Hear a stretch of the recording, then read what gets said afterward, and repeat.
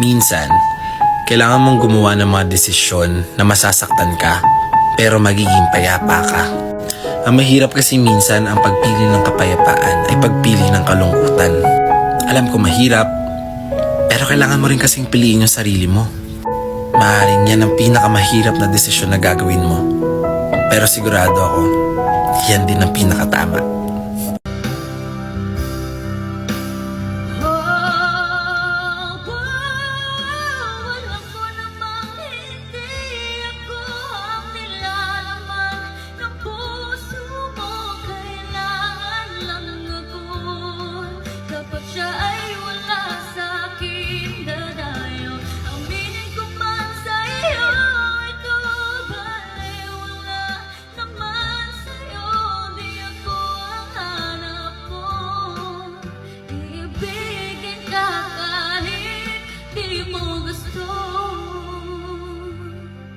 The biggest lesson na natutunan ko this year is not to force anything.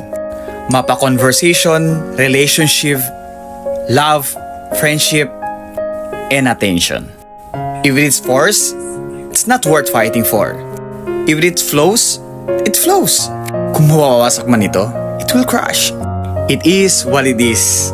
If it hurts, let it go. It is not meant to be. Sana ako naman yung hinihintay. Sana ako naman yung hindi matiis. Sana ako naman yung bigyan ng halaga. Sana ako naman yung hindi kayang mawala. Sana ako naman yung mahal na mahal. Hindi yung puro ako na lang nagbibigay, ako na lang nagpapaubaya, ako na lang lahat. Nakakapagod. Sana this time ako naman yung manalo. At sana this time, ako naman yung mahalin ng todo. Gets mo?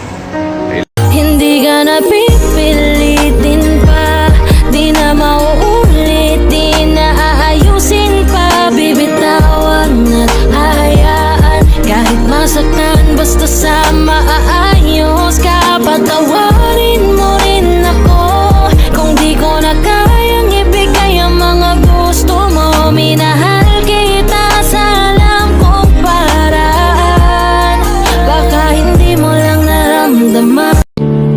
And I don't want the world to see me, 'cause I don't think that they understand.